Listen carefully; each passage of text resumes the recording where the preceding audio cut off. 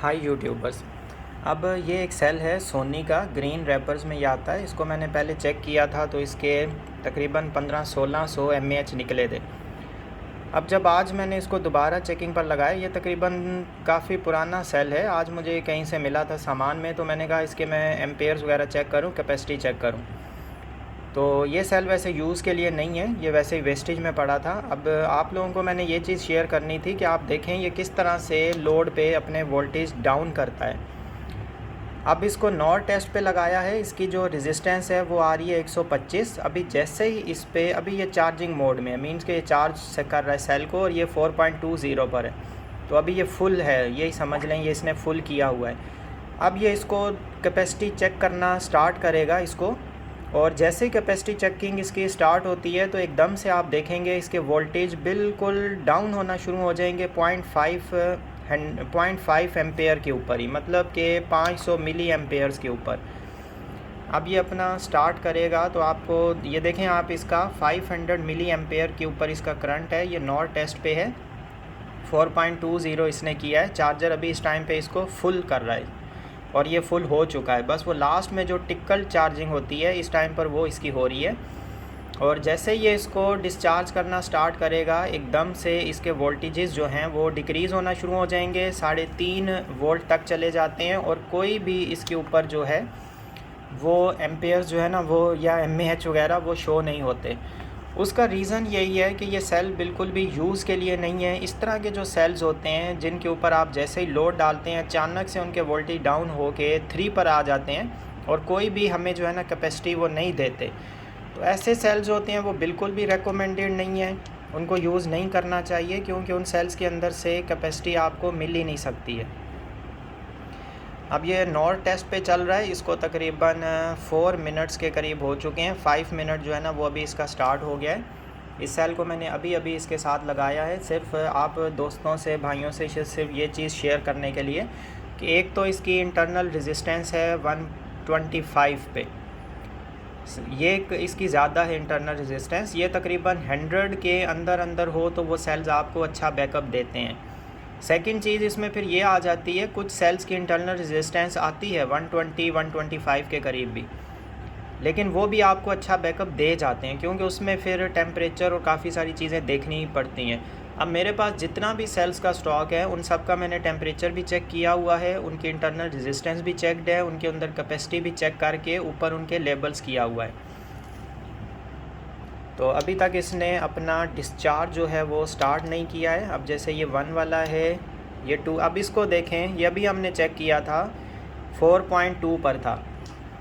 अब इसको इसने मतलब फुल चार्ज किया। फुल चार्ज करने के बाद जैसे इसके ऊपर डिस्चार्ज स्टार्ट हुआ, सिर्फ 2 mAh इसने करंट ड्रॉ किया और इसके वोल्टेज डाउन होके 3.63 पर आ गए हैं। एकदम से इसके वोल्टेज डाउन हुए हैं। तो इस तरह के सेल्स के अंदर कैपेसिटी नहीं होती है। इस तरह के सेल्स जो है ना वो बिल्कुल भी बैटरी पैक्स में यूज़ नहीं करने चाहिए, ना ही ये टॉर्च के लिए भी यूज़ करने के लिए भी सही नहीं है, फ्लैश लाइट्स वगैरह में। इस नंबर 3 वाले ने अभी तक अपना डिस्चार्ज स्टार्ट नहीं किया। नंबर 2 वाला आप देखें, ये 3.62 पर आ गया है और सिर्फ 4 mAh इसने जो है ना वो इसमें से निकाला है। जबकि ये चार्जर के अंदर ये खसूसियत है कि ये पहले सेल को 4.2 पे फुल चार्ज करेगा, उसके बाद इसको डिस्चार्ज स्टार्ट करेगा। इसको भी इसने फुल चार्ज किया। फुल चार्ज करने के बाद जब डिस्चार्ज किया तो एकदम से इसके वोल्टेजेस जो हैं वो गिर गए। अब ये 4.02 पर है।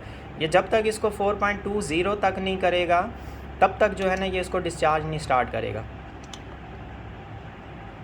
इसकी इंटरनल रेजिस्टेंस देखें वो कम शो हो रही है। अच्छा, इसमें एक इंटरनल रेजिस्टेंस में ये जो इसके कनेक्टर्स होते हैं ये भी बहुत डिपेंड करते हैं। अगर सही से सेल कनेक्टेड नहीं है तो भी इंटरनल रेजिस्टेंस ज़्यादा आ रही होती है, और अगर सही से सेल अटैच हो जाए, कनेक्ट हो जाए, तो इंटरनल रेजिस्टेंस फिर सही आनी शुरू हो जाती है। तो काफ़ी सारे सेल्स में ये इशू भी आता है कि उनकी जो कनेक्टिविटी है वो सही नहीं होती है। अब वापस हम इस सेल को देखें, ये देखें 8 mAh इसने ड्रॉ किया और 3.59 पर आ गया। ये टोटल तकरीबन 100 तक मुश्किल से mAh ड्रॉ करेगा।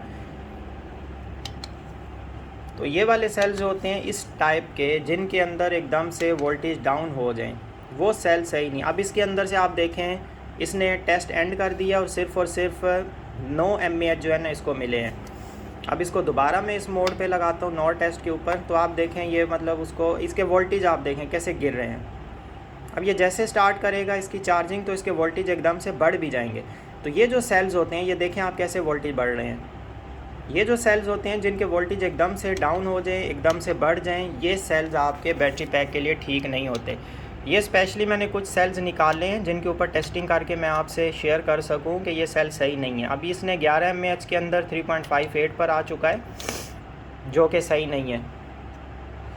अब इनको हम दोबारा देखें,